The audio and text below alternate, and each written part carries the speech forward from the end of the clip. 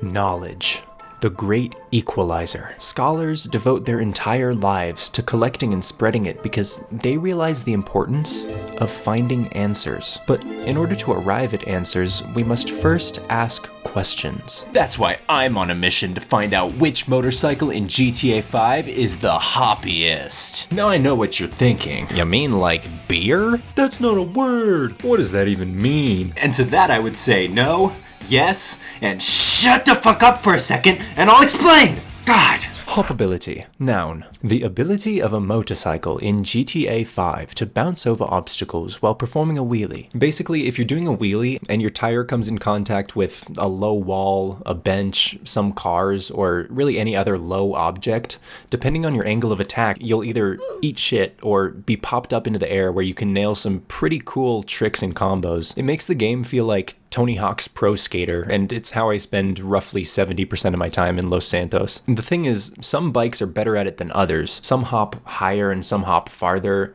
some wheelie too slow, some too low, and some not at all. My mission today is to find the best overall performer out of all the motorcycles in the game. And this is serious business, so I want to make sure I'm following the scientific method. And if I remember correctly from middle school science class, that means I have to make a hypothesis. Fortunately, that won't be too hard. Ever since I discovered motorcycle hopping years ago, I've been sworn to the baddie 801.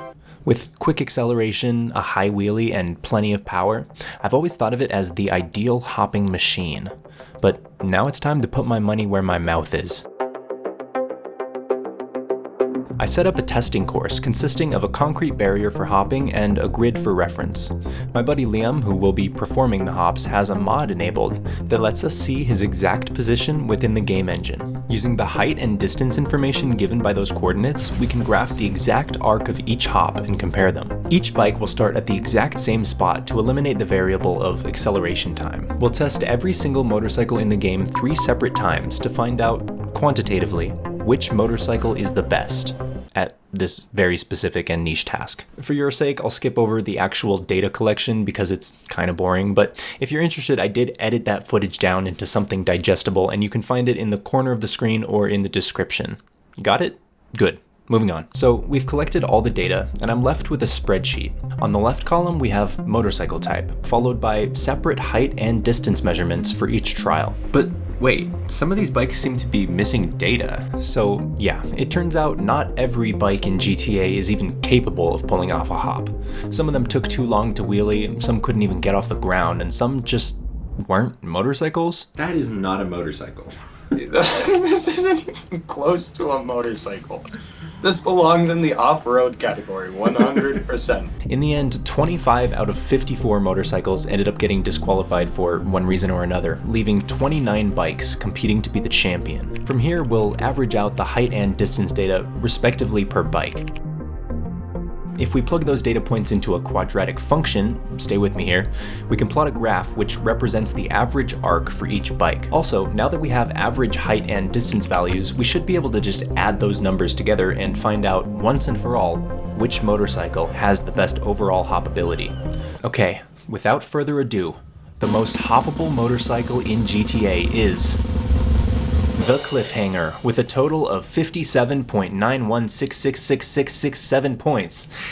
Yay! It's strange, I thought it would feel more triumphant. Something doesn't feel right. This whole time I've been so focused on the raw data that I forgot to consider what exactly makes a good hoppin' bike. Sure, if we crunch the numbers like this, the Cliffhanger comes out on top, but if we take a look at the top 5 bikes, we can see that these 3 are incredibly close in terms of total performance, but the actual arcs are quite different. The Shinobi has a height advantage, it being the only bike to achieve a height of 20 or more on all 3 tests. Meanwhile, the Reaver wins out in terms of distance, and the Cliffhanger sits at a happy medium. But the thing is, we're not really looking for a happy medium, are we? When you're out hopping around in the streets, sliding that scale even slightly in one direction or the other might make the difference between landing the jump and getting cheese grated on the concrete. These calculations are a great starting point, but if I really want to find my answer, I'm going to have to do more testing. Because there's such a significant gap between the top 3 bikes and the next highest contender, we can confidently just rule out all those bikes. And fuck it, I'll test the baddie as well for good measure. The best way I can think of to test how these bikes stack up is to find a hop so difficult it could only be landed with the best bike in the game, a challenge that exists at the edge of possibility, within the sweet spot of being completable only by the best of the best and none of the rest. A sword in the stone, if you will. Here's what I came up with. South of Vespucci Beach, at this location on the map, there is a freeway that overlooks the canal. Using the momentum generated from riding down this bridge, I believe it's possible to hop all the way over the canal and these 2 fences, ending up here on Vespucci Beach. But there's only one way to know for sure. As a control test, I'll start with the baddie 801. Using a mod that allows me to reverse time, I attempted this jump over and over and over again. I didn't even manage to get anywhere close to the first fence, much less onto the beach. Unsurprisingly, it's safe to say the baddie is not capable of clearing a gap like this. Good night, sweet prince. Now, the real comparison begins. We'll start with the cliffhanger, the winner of the quantitative portion and the more balanced of the 3 contenders. Right off the bat, compared to the baddie, it's really not significantly better. I'm starting to lose faith in the prospect of this jump actually being possible. Oh well. Moving on. Well, if it ain't the Reaver. Its jump height was aggressively average, but it demolished every other bike in terms of distance. Let's see if that's enough to pick up the cliffhanger's slack. A good strong start. Am I going to make it? And... nope. The rest of my testing yielded similar results. No luck, but it feels possible.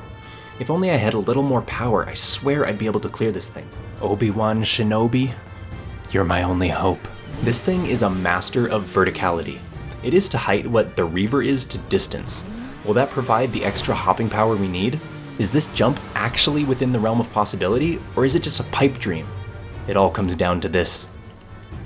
Good angle on that turn, clean hop, looking good. Just gotta stick the landing. Well, I guess it's not possible. Thanks for watching. Just kidding, bitch. It's possible, and I did it. You should have seen the look on your face. You really thought I wasn't gonna make it. Yeah, baby. Yeah, let's go. Me and the Shinobi are going to Vegas. Woo! Okay, maybe it took a few more attempts than I showed, but I really did make it, and I managed to land it 2 more times on top of that. So we know that this is not only possible, but reproducible. By approaching this from a quantitative viewpoint first and testing each contender way too many times, I am confident that this is the only motorcycle in the game capable of clearing this gap. But this isn't a conclusive test, and I'd love to be proven wrong. If you want to try this jump out for yourself, here are the rules. No spawning ramps, having your buddy pull up in a ramp buggy, or any other ramp-based shenanigans. Prior to takeoff, your bike should come in contact with nothing but the floor and this wall. You must land somewhere within this highlighted area.